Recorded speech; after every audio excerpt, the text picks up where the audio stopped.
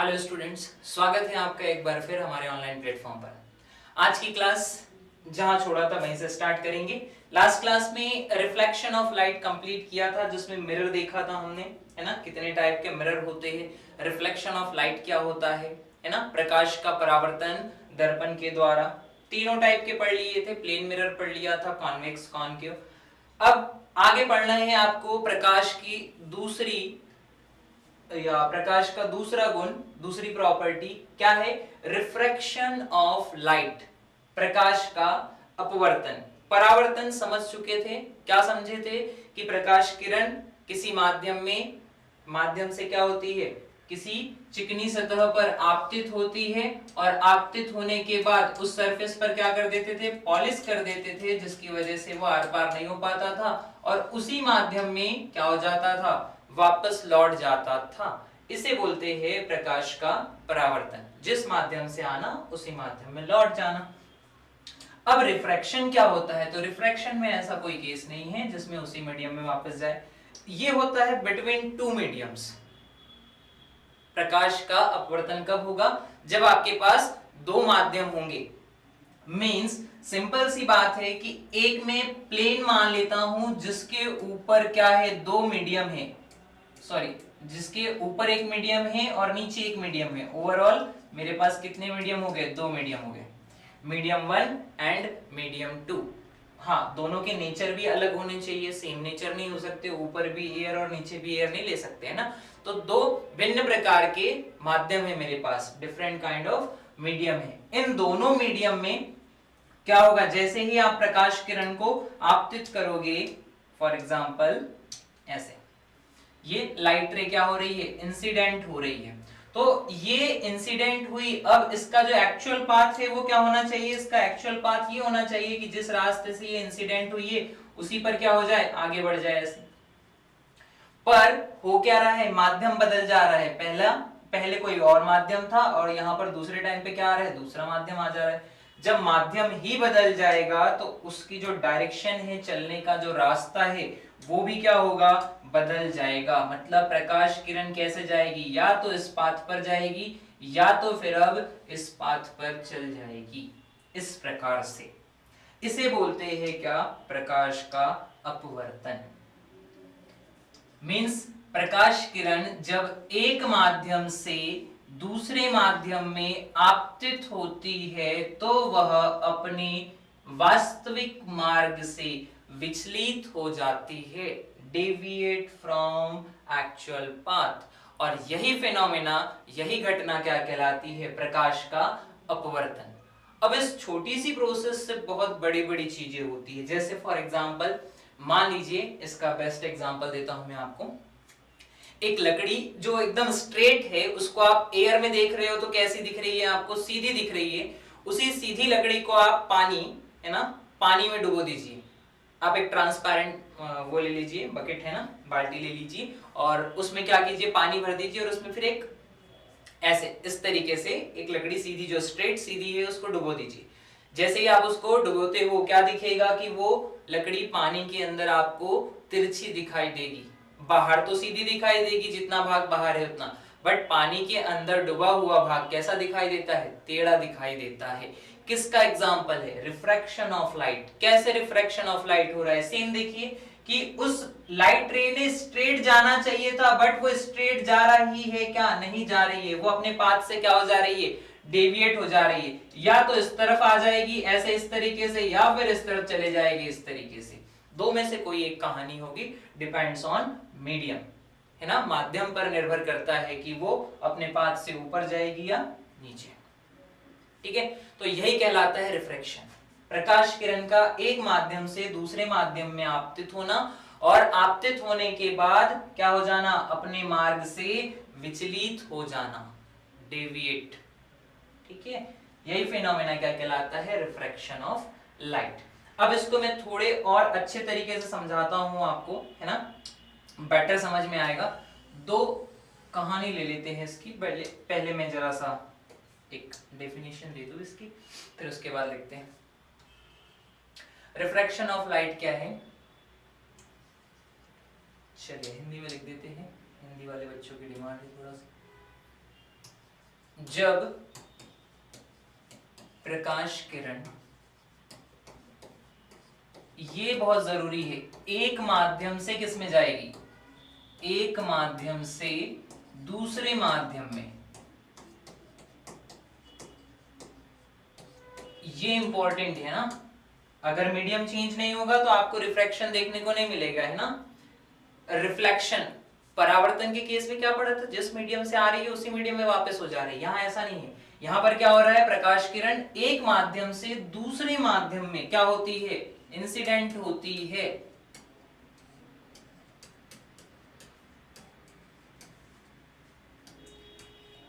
तब क्या होगा, वह अपने पाथ, मार्ग से क्या हो जाती है, विचलित हो जाती है, विचलित हो जाती है।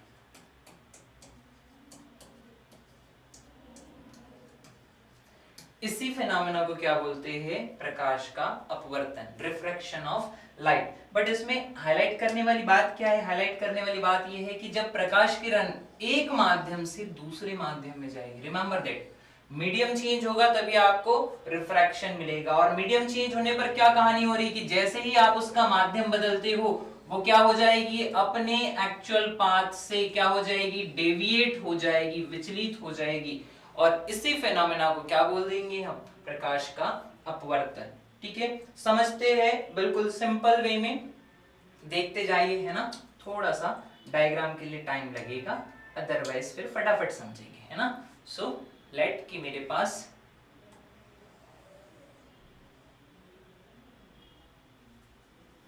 एक लाइन इधर ले लेते हैं, एक लाइन इधर ले लेते हैं,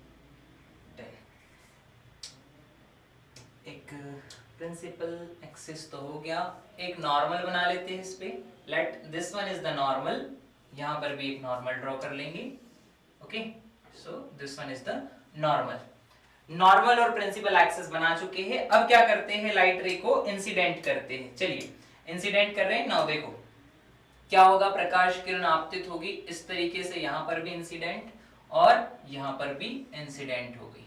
ठीक है, दोनों जगह क्या कर दिया है, प्रकाश किरण को इंसिडेंट कर दिया है। अब थोड़ा सा कुछ लिख लिए अपन, क्या लिखेंगे कि ये जो है प्रकाश किरण आपतित वाली है, आपतित प्रकाश किरण, इंसिडेंट रे।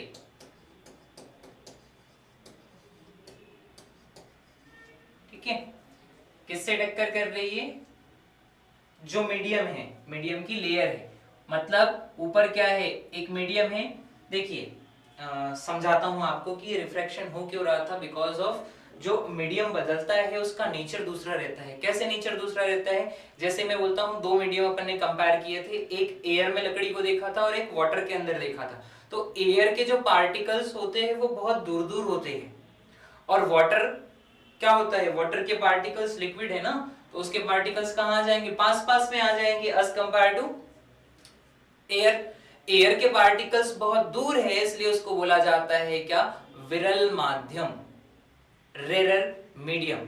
और जल मतलब पानी, पानी के पार्टिकल्स क्या है, बहुत पास पास में है, इसलिए इसको वायु की अपेक्षा, है ना, या वायु के सापेक्ष क्या बोला जाएगा, सघन माध्यम बोला जाएगा, डेंजर मीडियम। तो मेरे पास दो टाइप की कंडीशन ले लेता हूं मैं। फर्स्ट ऑफ ऑल यहां ले लेते हैं रेरर मीडियम। रेरर मतलब कैसा माध्यम है, विरल माध्यम है। और नीचे ले लेते हैं क्या, डेंजर मीडियम। डेंजर मीडियम मतलब कौन सा माध्यम है, सघन माध्यम है। इस प्रकार से दो मीडियम ले ले।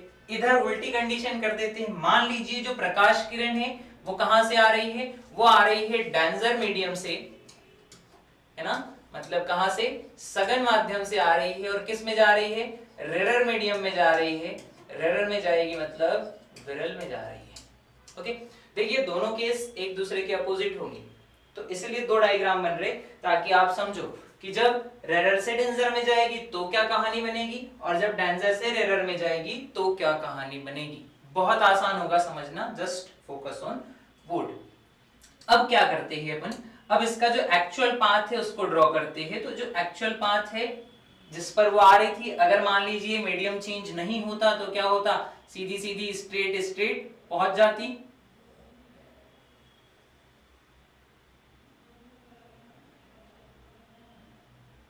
बस ज्यादा दूर ले जाके क्या करेंगे। ओके, सो ये बन गई।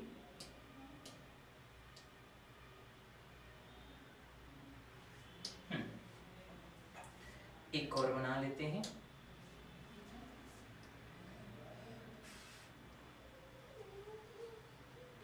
ये बनी लाइन। तो ये एक्चुअल पाथ था। अब होता क्या है कि आप समझिए, है ना, मैं साइड में एक डायग्राम भी देता हूं आपको ताकि आप ज्यादा बेटर समझ पाओ। रेयर मीडियम मतलब जिसके पार्टिकल्स क्या है, दूर दूर है, ऐसे इस तरीके से पार्टिकल्स है।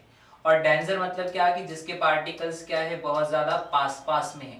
तो आप सोचिए इसको, एक एग्जांपल कोई सा भी माइंड में ले सकते हैं, है ना, कोई सा भी एक एग्जांपल माइंड में ले सकते हैं। वो एग्जांपल आपको बताएगा, क्या बताएगा, दोनों में डिफरेंस। जैसे मान लीजिए कि आप कहीं दौड़ कर रहे हैं, है ना, और दौड़ वाले केस में क्या होगा कि आपको खाली जगह मिलती है तो आपकी स्पीड कैसी रहेगी, बहुत ज्यादा रहेगी। और जब जैसे ही आप भीड़ वाले इलाके में पहुंचोगे, भीड़ वाले इलाके में आपको क्या मिलेगा कि आपको स्पीड अपनी कैसी करना पड़ेगा, स्लो करना पड़ेगा, बिकॉज बहुत ज्यादा भीड़ है। सेम लाइट रे के साथ भी हो रहा है कि ये लाइट के जो पार्टिकल्स मूव कर रहे हैं, इनको खाली जगह मिल रही है तो ये फास्टर मूव करते हैं। और जैसे ही क्या हो जाएंगे, नंबर ऑफ पार्टिकल्स बढ़ जाएंगे, इन पार्टिकल की, लाइट रे के पार्टिकल की स्पीड कैसी हो जाएगी, स्लो डाउन हो जाएगी। और जैसे ही वो स्लो डाउन होते हैं, मींस क्या निकल के आएगा रिजल्ट, रिजल्ट ये निकल के आएगा कि लाइट रे जो सीधी जानी चाहिए थी वो क्या हो जाएगी, नॉर्मल की तरफ झुक जाएगी। जी हाँ, नॉर्मल की तरफ क्या हो जाएगी, बैंड हो जाएगी, इस तरीके से। ओके, सेम थिंग, ऊपर कैसा है, डेंजर मीडियम है, नीचे कैसा है, रेयर है।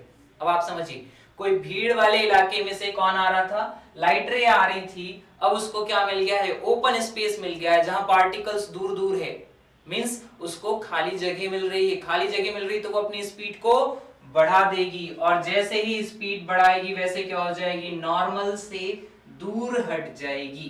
तो ये हो गई नॉर्मल से दूर हटना उसका। ओके, क्या अब समझिए दोनों केस को एक बार फिर मैं बोलता हूं, क्या बोल रहा हूं, सारा कुछ जो है कॉन्सेप्ट किसका है, ये मीडियम का है।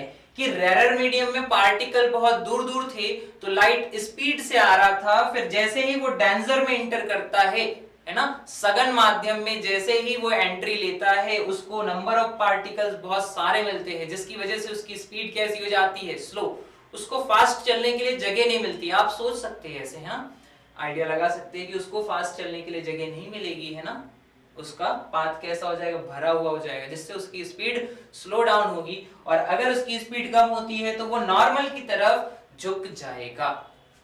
बट इन केस ऑफ, है ना, डेंजर टू रेयर, सघन माध्यम से विरल माध्यम के केस में क्या होता है कि वो ऑलरेडी कहां पर है, भीड़ भाड़ वाले इलाके में, उसमें से आ रहा है लाइट रे।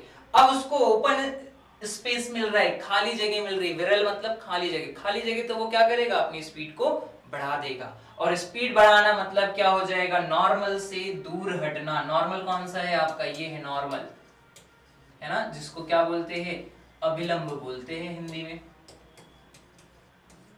ठीक है, तो अभिलंब से क्या हो जाती है, दूर हट जाती है, जबकि यहां पर क्या होता है, अभिलंब की ओर आ जाती है। तो आप इस लाइन को बिल्कुल एग्जैक्टली याद रख सकते हैं, किसके फॉर्म में, फॉर्म ऑफ स्पीड। आगे जाके भी आपको यही कॉन्सेप्ट समझने को मिलेगा। आगे जाके पढ़ोगे रिफ्रैक्टिव इंडेक्स के बारे में, म्यू, वो म्यू डिसाइड करता है कि किसी मीडियम में लाइट कितनी स्पीड से चलेगा, और वो भी यही कॉन्सेप्ट बताएगा, सेम थिंग। सो अभी से समझ लीजिए कि जब रेयर में रहेगा लाइट तो उसकी स्पीड ज्यादा थी, जैसे ही डेंजर में आया मतलब नंबर ऑफ पार्टिकल्स ज्यादा आ गए, भीड़ वाला इलाका आ गया, उसने स्पीड कम कर ली, स्पीड कम कर ली तो नीचे झुक जाएगी। ओके, नाउ पहले से डेंजर मीडियम में थी, पहले से बहुत सारे पार्टिकल्स थे, वहां से आ रही थी। अब उसको फ्री स्पेस मिला है, खाली जगह मिल रही है। रेयर मतलब जहां पार्टिकल्स दूर दूर होते हैं, तो खाली जगह मिलेगी तो वो अपनी स्पीड को बढ़ा लेगा, बढ़ाएगा तो नॉर्मल से दूर हट जाएगा। दोनों ही केस में है ना, फर्स्ट डायग्राम सेकंड डायग्राम दोनों में ही क्या हो रहा है, रिफ्रैक्शन ऑफ लाइट, प्रकाश का अपवर्तन अपने वास्तविक पथ को छोड़कर वो क्या हो रही है, विचलित हो रही है। देखिए दोनों केस में हो रहा है, अपने वास्तविक पथ को छोड़कर वो विचलित हो जा रही है। ओके, क्या इस विचलन को ही बोला जाता है प्रकाश का अपवर्तन। तो दो तरीके से आपको मैंने बोर्ड पे समझाया है, क्या है ये प्रकाश का अपवर्तन। आप बोल सकते हैं this one is the case first and this one is the case second. एक केस फर्स्ट है और एक केस सेकंड है, दोनों को बढ़िया से समझ लीजिए, आपको पूरा रिफ्रैक्शन समझ में आ जाएगा। ठीक है, नाउ अब थोड़ा सा कैलकुलेशन वाली चीजें करते हैं, देखते हैं क्या क्या इन्वॉल्व है इसमें। सो फर्स्ट ऑफ ऑल आप जानते हैं आपतित किरण नॉर्मल के साथ अभिलंब के साथ जो एंगल बनाती है उसको बोला जाता है क्या, आई। आई इज कॉल्ड आपतन कोण। क्या बोलते हैं आई को, आपतन कोण, एंगल ऑफ इंसिडेंस। ठीक है, फिर रिफ्लेक्शन तो है नहीं यहां पर, है ना, तो आगे बढ़ेंगे अपन। हालांकि थोड़ा बहुत रिफ्लेक्शन भी होता है बट अभी उसको इन्वॉल्व करोगे तो कंफ्यूज हो जाओगे, सिर्फ रिफ्लेक्शन पढ़ो। तो क्या जिस पाथ पर गई है वो वाला कौन सा है, ये व्हाइट वाला है, इसको क्या बोल देंगे अपन, इसको बोल देंगे रिफ्रैक्टेड रे, अपवर्तित किरण।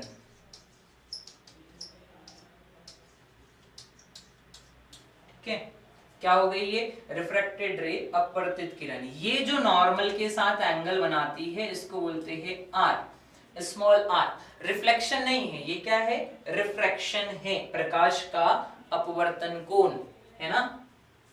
क्या बोलेंगे इसको, अपवर्तन कोण, इसको क्या बोलेंगे, आपतन कोण, एंगल ऑफ रिफ्रैक्शन। ठीक है, नाउ सेम यहाँ पे भी आ जाएगा, ये इंसिडेंट रे है तो इसको क्या बोल देंगे, आई बोल देंगे। और ये देखिए जरा ध्यान से देखना, यहाँ पर ये जो व्हाइट वाली है ये एक्चुअल रे है आपकी, है ना। सो यहां से लेकर यहां तक का एंगल ये पूरा कहलाएगा क्या, small r, angle of refraction. Angle कहां से बनता है, नॉर्मल से बनता है ना, तो नॉर्मल से बना वो बन गया क्या, आर। अब एग्जामिनर क्या करता है, कैसे क्वेश्चन पूछता है आपसे। तो पहला क्वेश्चन तो उसका थ्योरी वाला हो गया कि जब रेरर से डेंसर जाएगी, विरल माध्यम से सघन माध्यम जाएगी तो नॉर्मल से दूर हटेगी या नॉर्मल के पास चले जाएगी, फर्स्ट क्वेश्चन, है ना। नाउ सेकंड में पूछता है कि वो जो डेविएशन है वो कितना है, विचलन कोण कितना है, कितने एंगल के साथ वो अपने पाथ से दूर हट जाती है, ये कहानी है। तो मुझे क्या निकालना पड़ेगा इसमें, एंगल ऑफ डेविएशन निकालना पड़ेगा, कॉल्ड डेल। जैसे रिफ्लेक्शन में पढ़ा था अपन ने, याद होगा आपको, वहां पर भी डेल निकाला था, यहां पर भी डेल निकालना पड़ेगा। चलिए तो स्टार्ट करते हैं बिना किसी देरी के। क्या निकालना है मुझे, विचलन कोण। क्या होता है विचलन कोण, एंगल ऑफ डेविएशन। जरा समझिए इसको, एंगल ऑफ डेविएशन को। एंगल ऑफ डेविएशन बताता है कि जो लाइट रे है वो अपने पाथ से कितनी डेविएट हो चुकी है, कितने एंगल पर डेविएट हो चुकी है, ये बताता है। ठीक है, तो देखिए ये वाला उसका पाथ था, है ना, डेज डेज वाला उसका पाथ है और व्हाइट वाले पे वो जा रही, तो कितना डेविएशन आया है, सिर्फ इतना सा डेविएशन आया है। समझ रहे क्या, रेड कलर से बना देता हूं मैं, कोई इशू नहीं, थोड़ा बड़ा भी कर देते इसको। This angle is called del. Okay, इतनी विचलित हुई है, जाना यहां से था येलो पे से बट व्हाइट पे जा रही है तो इतना डेविएशन आ गया है। इस वाले केस में देखिए कहां थी वो, जाना था डेस डेस पर से बट जा रही है व्हाइट वाली लाइन पर, so this one is called del, deviation, angle of deviation. कैसे निकलेगा, थोड़ी सी ज्योमेट्री लगानी पड़ेगी, अगर आपको ज्योमेट्री आती है तो कोई बात नहीं, है ना, और नहीं आती तो सुन लीजिए, एक्सेप्ट कर लेना बात बस कि हाँ ऐसा होता है, सर ने बोला है, तो बस जल्दी काम हो जाएगा। चलिए बोर्ड पे फटाफट से, क्या कहानी है, कहानी ये है कि ये वाला एंगल है आई और ये वाला एंगल है आर। ध्यान से देखिएगा, है ना, मैं पूरे होल एंगल की कहानी बता रहा हूं आपको, थोड़ा सा कलर यूज करना पड़ेगा यहाँ पे। ये एंगल ज्योमेट्री के अकॉर्डिंग है ना, बिकॉज स्ट्रेट लाइन है, सीधी सीधी रेखा है ना, स्ट्रेट लाइन। तो ये वाला एंगल और ये वाला एंगल कैसे होते हैं? हमेशा इक्वल होते हैं, क्योंकि देखिए आप नॉर्मल और उसी रे के बीच का एंगल है, ये भी नॉर्मल और उसी रे के बीच का एंगल है। ओके क्या? सो दोनों एंगल कैसे होंगे? बराबर होंगे। मतलब ये जो ब्लू वाला एंगल आपको दिख रहा है ये कितना हो गया है? ये हो गया है आई के बराबर। अब फोकस ऑन बोर्ड पूरा का पूरा कि होल एंगल यहां से लेकर डेज वाली लाइन तक, नॉर्मल से लेकर इस डेज वाली लाइन तक का एंगल है आई। उसमें से ये वाला जो पार्ट है, ये वाला part, this one is called r. अब कौन बचा? इतना बचा है सिर्फ, जिसको बोलते हैं डेल। तो मुझे डेल बताना हो तो कैसे बताऊंगा? मैं पूरा एंगल ले लूंगा, उसमें से किसको छोड़ दूंगा? इस वाले एंगल को, आर को छोड़ दूंगा, तो क्या बच जाएगा? डेल बच जाएगा। तो सिंपल डेल इक्वल टू, पूरा एंगल कौन है मेरे पास? अभी बड़ा एंगल है आई, और उसमें से किसको छोड़ दूंगा मैं? आर को घटा दूंगा, तो क्या बचेगा? ओनली इतना सा बचेगा, और यही क्या कहला रहा है? डेल कहला रहा है। ओके, इस तरीके से बिल्कुल सिंपल निकाल सकते हैं आप। ये बन गया फॉर्मूला विचलन के लिए। एक बार इधर देखते हैं, इधर की कहानी क्या हो रही है। तो सेम थिंग, यहां से लेकर यहां तक का एंगल कितना है? बोलो, आई है, ये लिखा है ना, एंगल कितना है? आई है। सेम यहां से लेकर यहां तक का एंगल भी कितना होगा? आई ही होगा। आया क्या समझ में? यहां से लेके नॉर्मल से डैश वाली लाइन का एंगल कितना होगा? आई होगा। अब डेल चाहिए मुझे, बट आप देखिए ये जो व्हाइट वाली लाइन है, यहां से लेकर नॉर्मल के बीच का एंगल कितना है? आर। मतलब अब की बार बड़ा कौन है? आर बड़ा है, कि आर का एंगल ज्यादा है और आई का एंगल कैसा है? कम है। तो पूरे आर में से यहां से लेकर यहां तक के कौन है? ये पूरा, ये यहां से यहां तक आर है। उस आर में से अगर मैंने इतना पार्ट हटा दिया तो क्या बचेगा? डेल बचेगा। तो आर माइनस कितना पार्ट है? ये आई है। आर में से आई को घटा दूंगा तो क्या बचेगा? डेल बचेगा। जी हाँ, यहाँ सिंपल सा फॉर्मूला आ जाएगा, डेल इक्वल टू, बड़ा एंगल कौन है? आर, यहां से यहां तक का आर है, उस आर में से क्या घटा दिया जाएगा? ये वाला एंगल, कौन सा? आई। तो डेल इक्वल टू क्या आ जाएगा? आर माइनस आई, और यही हो जाएगा क्या? विचलन कोण का फॉर्मूला। अब आप इसको शॉर्ट में याद रख सकते हैं ना, जैसे ज्यादा गड़बड़ी नहीं होती है, आप इसको डायरेक्ट याद भी रख सकते हैं। क्या? जो बड़ा एंगल आएगा उसमें से आपको छोटा एंगल घटा देना है। एक एंगल ऑफ रिफ्रैक्शन होगा और एक क्या होगा? एंगल ऑफ इंसिडेंस, आपतन कोण होगा, और एक अपवर्तन कोण होगा। दो में से जो भी बड़ा है उसमें से छोटा घटा देना, आपका एग्जैक्ट आंसर आ जाएगा। ओके क्या? सिंपल है, इस पे न्यूमेरिकल की नीड नहीं है। फिर भी आपको ऐसा लगे तो वैल्यू रख के देख लेना फटाफट से, है ना, हो जाएगा। एंड डोंट वरी, वो लिख के देगा किस मीडियम से किस में इंसिडेंट हो रही है, तो भी आप बता पाओगे। आई होप सो कर लोगे, है ना। इजी है, सिंपल है।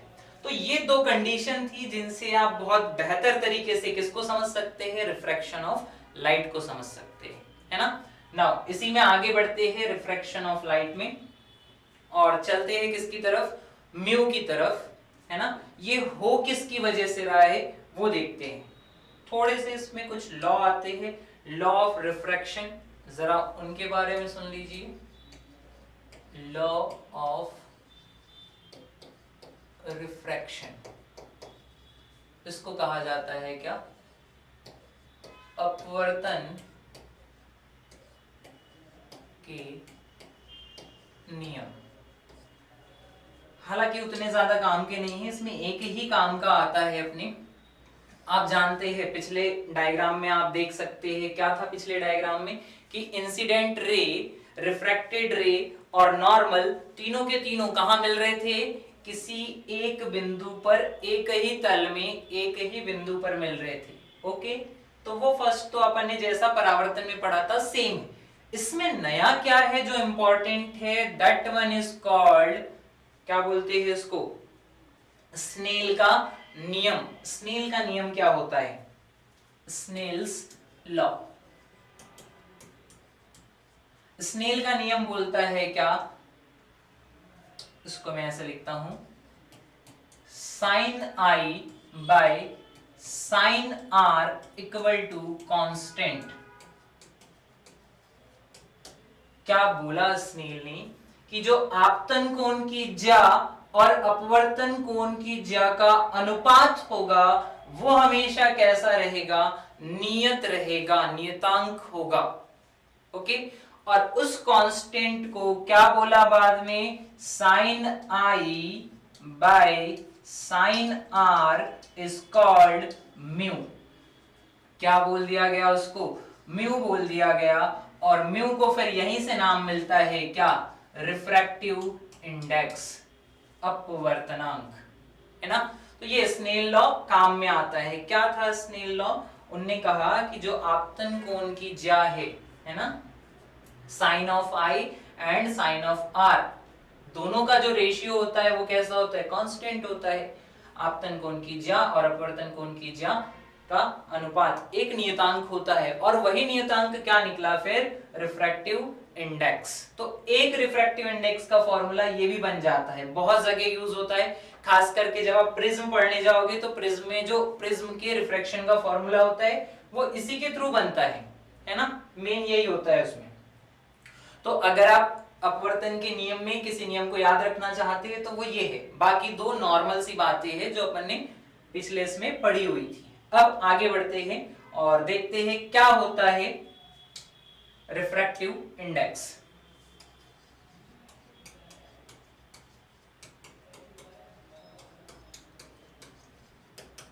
क्या पढ़ रहे हैं, रिफ्रैक्टिव इंडेक्स। जी हाँ, हिंदी में भी लिख देता हूं मैं, अपवर्तनांक। क्या बोला जाता है इसको, अपवर्तनांक बोला जाता है, जिसको किससे डिनोट करते हैं, म्यू से डिनोट करते हैं। एंड रिमेंबर, हिंदी मीडियम वाले खास करके याद रखिए इसको, सम टाइम है ना एग्जामिनर सिर्फ आर आई लिख के छोड़ देता है। क्या लिख के छोड़ देता है, ओनली आर आई लिखकर छोड़ देता है। आर आई मतलब रिफ्रैक्टिव इंडेक्स। रिफ्रैक्टिव इंडेक्स को हिंदी में क्या बोलेंगे, अपवर्तनांक। क्या होता है रिफ्रैक्टिव इंडेक्स, अपवर्तनांक क्या है, ध्यान से सुनिएगा। रिफ्रैक्टिव इंडेक्स किसी दो माध्यमों के बीच में क्या डिसाइड करता है, स्पीड ऑफ लाइट को डिसाइड करता है कि किन्हीं दो माध्यमों के बीच प्रकाश की चाल में कितना अंतर होगा। जैसे जब प्रकाश किरण एयर से, वायु से किस में जाएगी, वाटर में, पानी में जाएगी, तो उसका वेग कितना परिवर्तित होगा, कैसे पता चलेगा, कौन बताएगा, तो वो बताएगा म्यू, रिफ्रैक्टिव इंडेक्स। ओके, क्या आसान शब्दों में बोला है बिल्कुल। दो माध्यमों के बीच प्रकाश की चाल में जो परिवर्तन होगा कैसे पता चलेगा, रिफ्रैक्टिव इंडेक्स से। ये ऐसा फैक्टर है जब लाइट एक माध्यम से दूसरे माध्यम में इंसिडेंट होता है या आपतित होता है तो उसकी चाल को क्या कर देता है, बदल देता है। ओके, सो वहीं से इसका फॉर्मूला बन के आता है क्या, एक छोटा सा वर्ड लिखना तो बनता है, decide the speed of light in any medium. किसी माध्यम में प्रकाश की चाल को बताता है। क्या करता है, प्रकाश की चाल को बताता है। Pretty simple. नाउ कैसे बताता है, तो बोर्ड पे देखिए एक सिंपल सा फॉर्मूला होता है इसका, आर आई या ब्रैकेट में लिख दिए अपन म्यू इक्वल टू, ऊपर रखते हैं अपन क्या, speed of light in vacuum. Okay, और नीचे रखा जाता है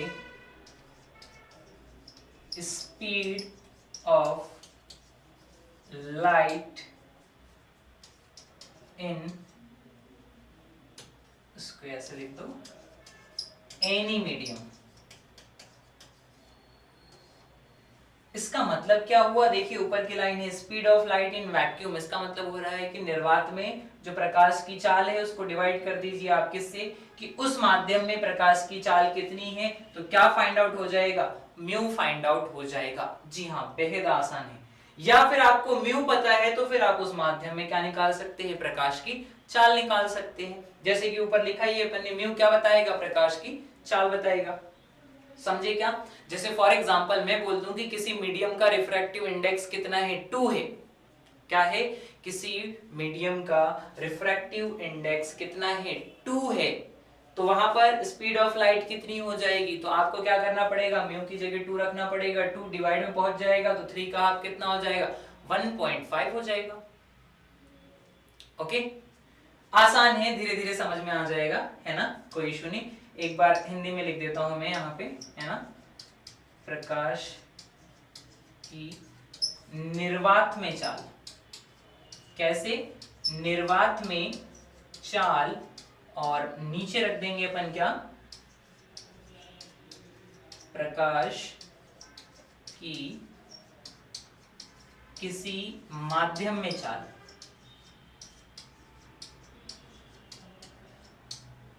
इन शॉर्ट इसको C बोल सकते हैं और इसको आप क्या बोल सकते हैं, V बोल सकते हैं, और इसको तो आप जानते ही है, म्यू है।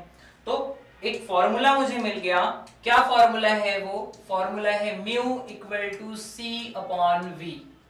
अब ध्यान से देखिए इस फॉर्मूले को और एनालाइज कीजिए कि इसमें एक वैल्यू तो कभी बदलने वाली नहीं है, और वो कौन है, C। जी हाँ, C क्या होता है, 3 इंटू 10 टू दावर 8 मीटर पर सेकेंड। और आपको मीटर पर सेकेंड ही याद रखना है, बिकॉज एसआई सिस्टम में मैक्सिमम क्वेश्चन सॉल्व होते हैं, और एसआई सिस्टम में इसकी यूनिट क्या है, मीटर पर सेकेंड, एसआई ही दी हुई है। तो जैसे कि वैसे वैल्यू आपको याद रख लेनी है। कांस्टेंट होता है, एयर के केस में भी यही होता है और वैक्यूम के केस में भी यही होता है। तो सी की वैल्यू नहीं बदलना है ना। किसने कैलकुलेट की थी, रोमर ने कैलकुलेट की थी, remember that. Okay, now see तो वैल्यू मिल गई मुझे, अब सिर्फ दो अननोन बचे हैं। कौन? एक बचा है म्यू और दूसरा बचा है क्या, वी। अगर म्यू गिवन है तो वो वी को नहीं देगा, वी आपसे पूछेगा। अगर v गिवन है तो फिर म्यू आपसे पूछा जाएगा। इट मींस एक वैल्यू से ही आप दूसरी एक वैल्यू निकाल पाओगे।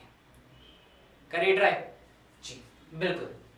लेट, मान लीजिए मेरे पास क्वेश्चन है, और क्वेश्चन बोल रहा है क्या, कि किसी माध्यम में,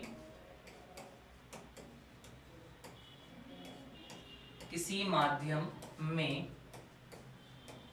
प्रकाश की चाल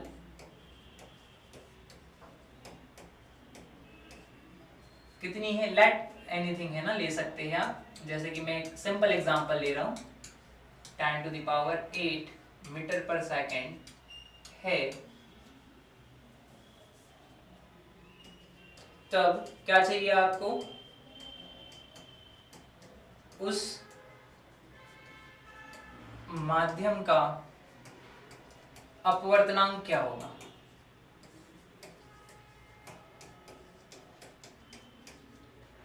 रिफ्रैक्टिव इंडेक्स पूछ रहे हैं ना, RI।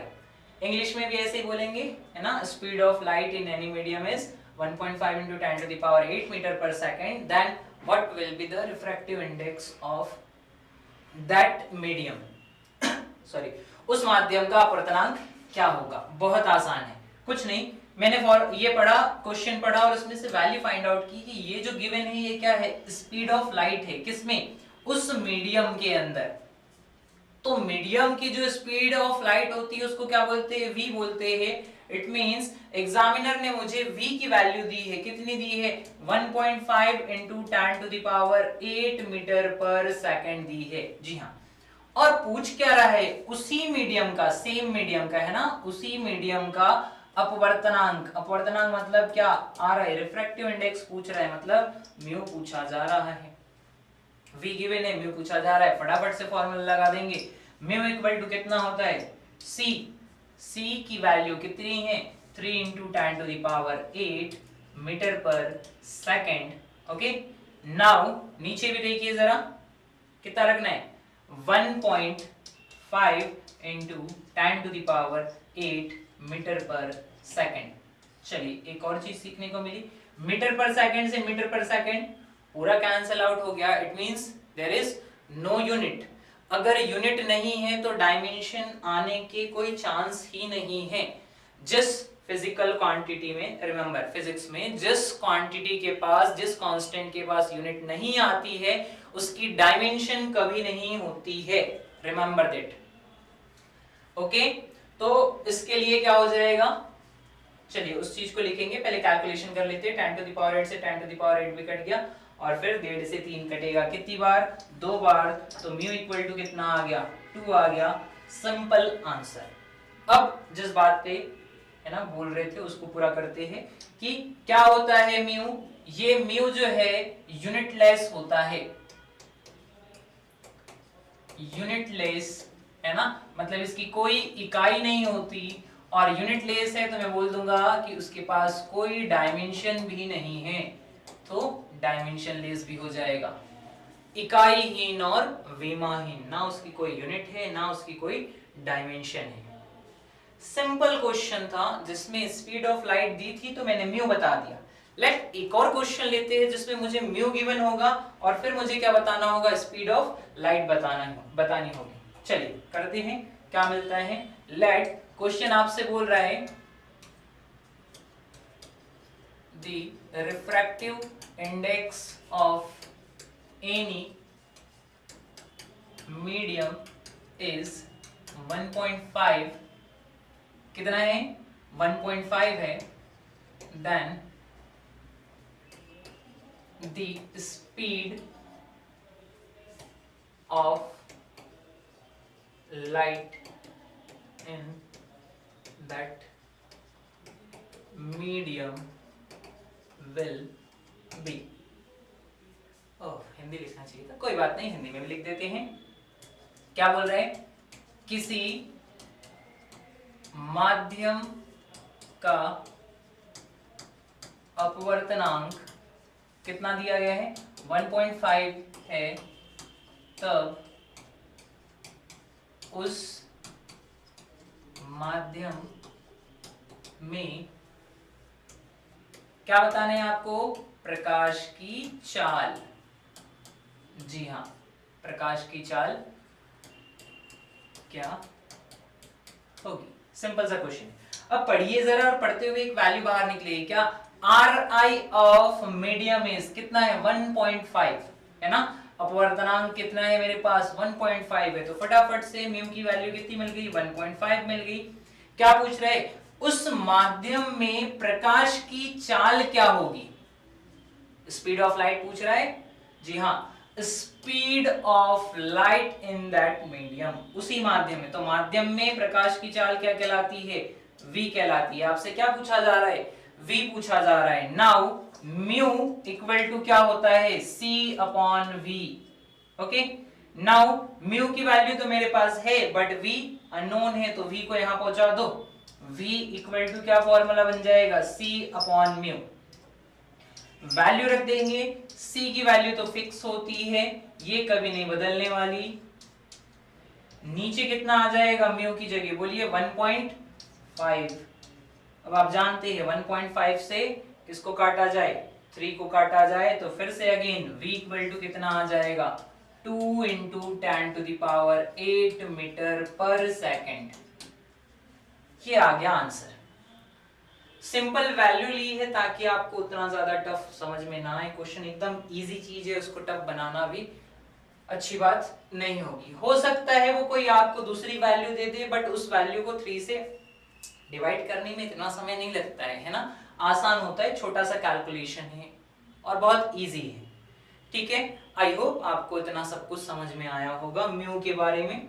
ठीक है, तो म्यू क्या है, रिमेंबर दैट यूनिटलेस क्वांटिटी है, इसके पास ना कोई इकाई होती है ना ही इसकी कोई विमा होती है। ठीक है, अब आगे बढ़ते हैं इसी में और देखते हैं क्या, एक इंपॉर्टेंट टर्म, क्या है इंपॉर्टेंट टर्म कि ध्यान से देखना, म्यू की कुछ वैल्यू होती है, जैसे फॉर वैक्यूम लिखते हैं ना, वैक्यूम मतलब किसके लिए, निर्वात के लिए म्यू इक्वल टू कितना होता है? 1 होता है। Mu equal to 1। क्यों? क्योंकि आप जानते हैं म्यू इक्वल टू क्या हो जाएगा? c बाय सी हो जाएगा, कट के कितना आ जाएगा? 1 आ जाएगा। अगेन किसके लिए? एयर के लिए। एयर मतलब क्या? वायु के लिए म्यू इक्वल टू कितना हो जाता है? 1.003 कुछ आता है, बट दैट्स ओके। इसको भी क्या माना जाता है? 1 ही माना जाता है। अगेन नेक्स्ट थिंग इज क्या? Next thing is water. किसके लिए? पानी के लिए म्यू इक्वल टू कितना होता है? बताइए। म्यू इक्वल टू कितना होता है? 1.33। बट अगर आप ऐसे वैल्यू याद रखते हो तो थोड़ा सा आपको इशू जाएगा, इसलिए मैं इसको इजी करता हूं। आप इसको याद रखिए किसमें? रेशियो में 4/3 होता है। वाटर के लिए म्यू इक्वल टू कितना होता है? 4/3। और जब आप इस 4/3 को सॉल्व करोगे तो कितना आएगा? 1.33। नेक्स्ट, म्यू की वैल्यू जो है, अगला मीडियम क्या हो सकता है आपके पास? ग्लास हो सकता है। ग्लास मतलब कौन? कांच हो सकता है। कांच के लिए म्यू की वैल्यू कितनी होती है? 3/2, 1.5। समथिंग वाली कहानी है ना? कांच का अगर आप नेचर बदल देते हो, ग्लास का नेचर बदल जाएगा तो उसका म्यू भी बदल जाएगा। ऐसा मैंने बोला 1.5 होता है तो फिक्स नहीं, बट फिर भी अगर कहीं कांच का म्यू आपको गिवन नहीं है तो आप उसको कितना मानेंगे? 1.5 ही मानेंगे। ओके। एंड एक और होता है कॉल्ड डायमंड, जानते ही होंगे आप, है ना? हीरा। हीरे का क्या होता है? Mu equal to 12/5। कितना? 12/5। और जब आप इसको कट करोगे तो ये कितनी बार जाएगा? 2.4। ये कहलाता है मैक्सिमम, कि जो सभी मीडियम है जिनमें रिफ्रैक्शन होता है, जिनमें अपवर्तन होता है, उनमें सबसे ज्यादा म्यू वाला कौन है? डायमंड है। डायमंड जिसका म्यू सबसे ज्यादा होता है। कितना? 2.4। ठीक है, याद रखने वाली बात है। डायमंड, हीरे का म्यू कितना होता है? 12/5, 2.4 मैक्सिमम। इट मींस ये सबसे ज्यादा डेंस मीडियम है, सबसे ज्यादा सघन माध्यम है। और सबसे कम किसका होता है? सबसे कम होता है वैक्यूम का। ना वैक्यूम से कम किसी का हो सकता है, ना डायमंड से ज्यादा किसी का हो सकता है। तो फिर म्यू की वैल्यू फिक्स हो गई। किसके किसके बीच? 1 और 2.4 के बीच। ठीक है क्या? जी हाँ। अब ये मैंने लिख तो दी है, ऐसे वैल्यू आप याद कर लोगे, है ना? याद करना पड़ेगा आपको, है ना? ओके। और अगर मेरी सलाह माने आप तो इनको रेशियो के फॉर्म में याद करना है ना? Ratio are more important than value. क्या?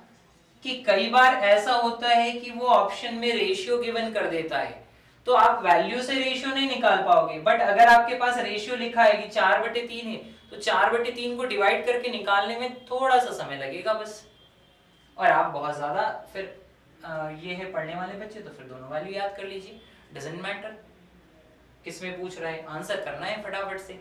ओके। जी हाँ, पढ़ना तो पड़ेगा, मेहनत भी करनी पड़ेगी अगर आपको पेपर निकालना है तो।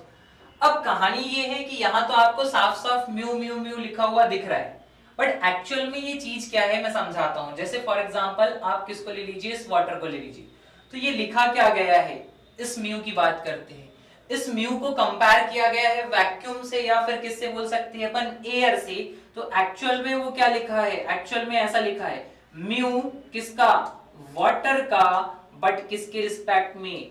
एयर के रिस्पेक्ट में। तो ये जो म्यू है एक्चुअल में क्या लिखा है? उसको ऐसे लिखा गया है, म्यू ऑफ वाटर। ध्यान से सुनिएगा क्या बोल रहा हूं मैं। Mu of water with respect to air, है ना? वायु के सापेक्ष किसका? जल का अपवर्तनांक। जिसका बताना है, जिसका पूछा जा रहा है, उसको इधर लिखते हैं ना, म्यू के साथ। और जिसके रिस्पेक्ट में बताया जा रहा है उसको सामने लिखा जाता है। ओके क्या? फॉर एग्जाम्पल नए पेज पर चलते ही वैल्यू आप याद कर लीजिएगा। जैसे मैंने बोला मेरे पास दो चीजें है ना, 1 म्यू 2 और दूसरा है 2 म्यू 1। 1 2 ले लेते हैं या फिर आप एयर वाटर वाटर एयर ले सकते हैं। तो इसकी मीनिंग क्या है? इसकी मीनिंग ये है refractive index of 2 with respect to 1। क्या?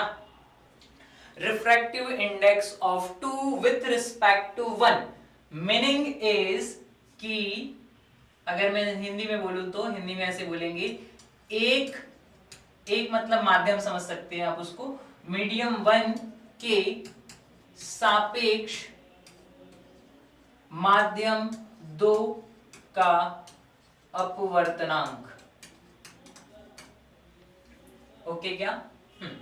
इसको क्या बोलेंगे? तो इसको भी ऐसे ही बोलेंगे। देखिए जो पीछे लिखा था उसका रिफ्रैक्टिव इंडेक्स है ना, रिफ्रैक्टिव इंडेक्स ऑफ 2 लिखा है, सेम रिफ्रैक्टिव इंडेक्स ऑफ 1। जी हाँ, रिफ्रैक्टिव इंडेक्स ऑफ 1 किसके रिस्पेक्ट में? सामने वाले के रिस्पेक्ट में, विथ रिस्पेक्ट टू कौन?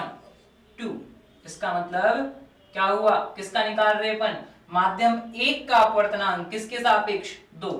तो ऐसा लिखा जाएगा 2 के सापेक्ष माध्यम 1 का अपवर्तनांक। आई होप चीजें समझ में आई होगी। अगर 1 2 में कंफ्यूज हो रहे हैं आप तो मैं ऐसे लिखता हूं ना, ए म्यू डब्ल्यू क्या बोलोगे? किसका निकाल रहे? वाटर का निकाल रहे। किसके रिस्पेक्ट में निकाल रहे? एयर के रिस्पेक्ट में निकाल रहे। ठीक है, ए म्यू जी लिखा है, क्या कर रहे हैं अपन? बोलो। ग्लास का निकाल रहे हैं, किसके रिस्पेक्ट में निकाल रहे हैं? एयर के रिस्पेक्ट में निकाल रहे हैं, क्योंकि सामने क्या लिखा है? एयर लिखा हुआ है। समटाइम वो एयर को लिखता नहीं है, फिर भी आपको क्या करना पड़ता है? उसको अज्यूम करना पड़ता है कि जी हाँ वहां एयर रखी हुई है, ऐसा मानना पड़ता है। मीन्स अगर यहां पर ये ए नहीं भी लिखता तो भी कोई बात नहीं, मैं ऐसे ही समझता कि वाटर का निकाला है, किसके रिस्पेक्ट में निकाला होगा? एयर। ग्लास का निकाला है, किसके रिस्पेक्ट में निकाला होगा? एयर। बहुत सारी चीजें सोचनी पड़ती है, दिमाग में रखनी पड़ती है, सारा कुछ वो आपको ड्रॉ करके नहीं देता क्वेश्चन में, है ना? समझिए। चलिए आगे बढ़ते हैं सीरीज में और फिर एक नई चीज कैलकुलेट करते हैं। जैसे मैंने आपको दो वैल्यू अभी बताई, ए म्यू डब्ल्यू इक्वल टू होता है 4/3 कॉल्ड 1.33 और ए म्यू जी मतलब ग्लास का किसके रिस्पेक्ट में? एयर के रिस्पेक्ट में कितना होता है? 3/2 होता है called 1.5।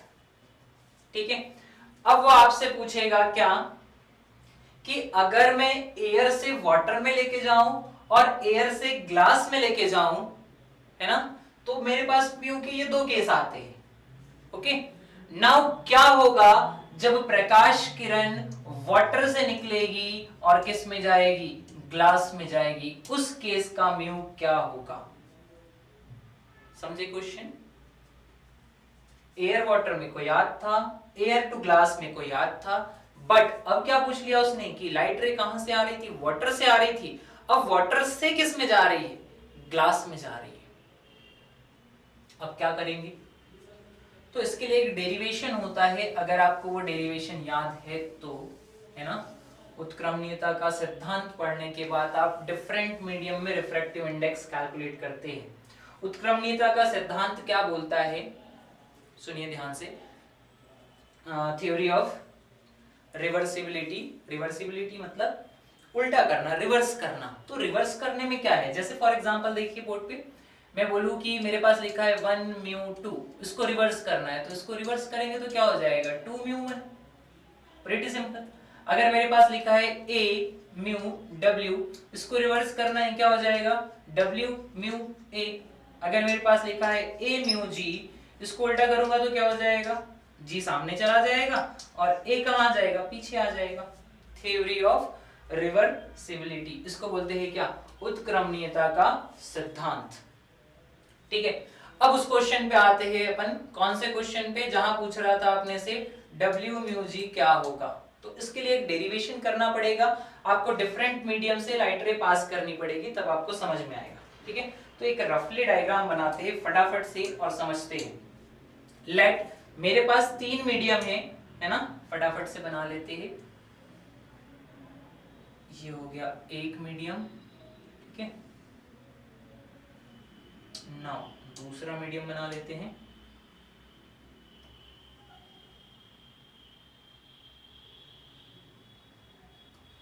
This one is another medium. एक और मीडियम बना लेते हैं।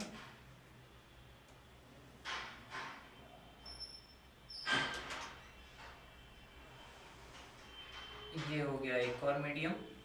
ऐसे कितने मीडियम बना लिए अपन ने? 3। अब इनके नाम लिख देता हूं मैं, जैसे for example this one is air, है ना। फिर एयर से थोड़ा सा डेंस मीडियम लेते हैं कॉल्ड वाटर। फिर वाटर से थोड़ा सा डेंस मीडियम लेते हैं कॉल्ड ग्लास। और फिर ग्लास के बाद अगेन कौन आ जाएगा? एयर आ जाएगी, है ना। या मैं इसको क्या करता हूँ, बीच बीच में लिख देता हूँ तो सही रहेगा। थोड़ा सा ऐसे ले लेते हैं, एयर, ये रहा क्या?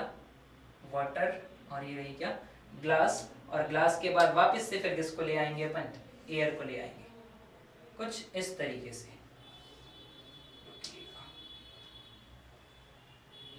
ऐसे, ठीक है। तो ये आ गया अगेन कौन मेरे पास? एयर। अब डायग्राम ओके है, चलिए स्टार्ट करते हैं। हालांकि आप ये एयर वाली लाइन नहीं बनाओ तो भी चलता है। एयर में तो आपको पता है लाइट रे रिफ्रैक्ट नहीं होगी, जैसी आ रही थी वैसे ही आएगी, ठीक है। तो लाइट रे इंसिडेंट करते हैं फटाफट से। मान लीजिए इस एंगल के साथ आ रही थी, है ना, लाइट रे ऐसे, ये उसने टक्कर किया, मीडियम चेंज हो रहा है। देखिए ऊपर रेरर था, नीचे डेंसर आया, रेरर के बाद डेंसर आ रहा है, तो क्या कॉन्सेप्ट बोलेंगे? रेरर के बाद डेंसर आया तो कॉन्सेप्ट बोला जाएगा कि लाइट रे अपने नॉर्मल की तरफ झुक जाएगी। अब वहां नॉर्मल बनाने के लिए जगह तो है नहीं, बट फिर भी लेट ट्राई करते हैं कि नॉर्मल बन जाए। ये छोटा सा नॉर्मल, ठीक है। तो नॉर्मल की तरफ झुक जाएगी, झुक गई तो फिर क्या बनेगा? डायग्राम आगे कहां जाएगी? वो ऐसे थोड़ी सी झुक जाएगी, ठीक है, इस तरीके से। नाउ नेक्स्ट क्या होगा? नेक्स्ट में सेम केस और एक नॉर्मल बना लेंगे अपन। एक और नॉर्मल बना लेता हूं मैं यहाँ पे, ये बना लिया मैंने क्या? नॉर्मल। फिर क्या होगा? नेक्स्ट सेम कॉन्सेप्ट, फिर से वो क्या होगी? अपने अभिलंब की तरफ झुक जाएगी। तो झुकी तो फिर कैसी दिखेगी आपको? और झुक गई, ये ऐसी हो जाएगी, ठीक है ना। थोड़ा सा नॉर्मल इधर खिसका देंगे अपन, हाँ ये खिसक गया। और अब लास्ट एक और नॉर्मल बना लेते हैं अपन। कैसा? यहां से इस तरीके से। बट लास्ट केस में याद रखना एक चीज, है ना। क्या याद रखोगे आप? लास्ट केस में ये याद रखना है कि जो प्रकाश किरण है अब ग्लास में, ग्लास मतलब बहुत ज्यादा डेंस में आ गई है, डेंस में आ रही थी इसलिए नॉर्मल की तरफ झुक रही थी, बट जैसे ही रेरर में आएगी वो क्या हो जाएगी? नॉर्मल से दूर हट जाएगी। जी हाँ, एग्जैक्टली ऐसे। ओके क्या? आई होप कि चीजें क्लियर होगी, समझ में आई होगी। बिल्कुल, एक बार मेरा डायग्राम परफेक्ट बन जाए फिर सारी चीजें अपन एक बार फिर से डिस्कस करेंगे। Okay, now this one is complete. क्या हो रहा था? हर बार नॉर्मल की तरफ झुक रही थी बिकॉज ऑफ मीडियम कैसे हो रहे थे? डेंसर हो रहे थे, सघन होते जा रहे थे। बट लास्ट केस में ग्लास से सीधा एयर मिल रही है तो वो नॉर्मल को छोड़कर बहुत दूर हट जाएगी, और ये बहुत दूर ही था। ओके क्या? हाँ, तो अब इस केस में मुझे कुछ एडजेसेंट लेयर मिल रही है ना। कौन सी? पहली ये वाली मिल रही है, यहां पर आ रहा है। नाउ इसको क्या बोलेंगे? एयर और वाटर के बीच में है तो इसका म्यू क्या आ जाएगा? ऐसे। इसके म्यू को क्या लिखेंगे अपन? इसके म्यू को लिखेंगे म्यू। कौन सा? एयर से जा रहा था, किसमें? वाटर में। डन। नाउ सेकंड, वाटर से ग्लास, तो क्या लिखा जाएगा? वाटर से ग्लास। फिर ग्लास से एयर, जी म्यू ए, ठीक है। इन तीनों की लाइन, ये जो लाइन थी स्ट्रेट वाली लाइन, एग्जैक्टली ये लाइन भी उसी पर आती है। इट मींस जियोमेट्री के अकॉर्डिंग भी आप इन तीनों को सॉल्व करो तो तीनों का मल्टीप्लाई क्या a mu w into next क्या है w mu g into next क्या है g म्यू a, तीनों का मल्टीप्लाई क्या मिलेगा आपको 1 मिलेगा। ठीक है, नाउ अब उसको सॉल्व करना है, मुझे क्या निकालना है, आपको पहले से पता है w म्यू g चाहिए मुझे, तो दोनों को उस तरफ पहुंचा देंगे, दोनों को पहुंचाएंगे तो a म्यू w इंटू क्या बन जाएगा g म्यू a। अब आप जानते हैं a म्यू w की तो वैल्यू है मेरे पास, वाटर का रिफ्रैक्टिव इंडेक्स एयर के रिस्पेक्ट में है मेरे पास, पर इस वाले केस का एयर का ग्लास के रिस्पेक्ट में ना, ग्लास का है, कांच का है वायु के सापेक्ष, बट ये वाला नहीं, तो उसको पलटना पड़ेगा। रिवर्सिबिलिटी लगा दो तो ऊपर चला जाएगा, अभी पढ़ा था पिछले पेज पे रिवर्सिबिलिटी अपन ने, एक बार मैं आपको फिर पहुंचा देता हूं पिछले पेज पे, देखो यही है जी म्यू ए को क्या लिखा जा सकता है ए म्यू जी लिखा जा सकता है, बट ऊपर जाके हो जाएगा वो। ठीक है, सेम कॉन्सेप्ट यहां लगाएंगे, 1 बाय जी म्यू ए है, इसको ऊपर पहुंचा दीजिए आप, क्या बन जाएगा ए म्यू जी, और नीचे क्या था ए म्यू डब्ल्यू। फटाफट से दोनों वैल्यू पुट कर दीजिए, दोनों वैल्यू पुट की तो क्या मिला, ऊपर ग्लास वाला रखना है, कितना होता है ग्लास वाला 3/2 होल डिवाइड वाटर वाला कितना होता है 4/3, डिवाइड वाला नीचे आएगा और डिवाइड के डिवाइड वाला ऊपर पहुंच जाएगा, तो W mu G equal to 3 into 3/2 into 4 ऐसा हो जाएगा। जब दोनों का मल्टीप्लाई किया जाएगा तो 9/8। इट मींस जिस वैल्यू को ढूंढ रहे थे, किसको ढूंढ रहे थे, W म्यू G कितनी आई 9/8 आई।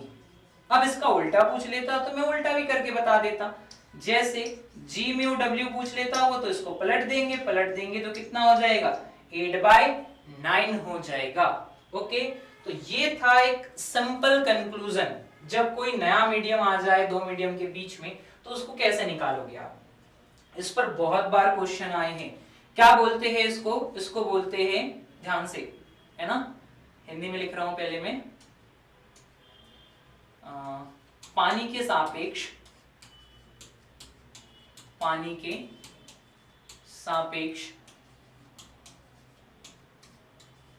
कांच का अपवर्तनांक, क्या पानी के सापेक्ष कांच का अपवर्तनांक, refractive index of glass with respect to water. Okay, तो ये था रिफ्रैक्टिव इंडेक्स के बारे में सारा कुछ।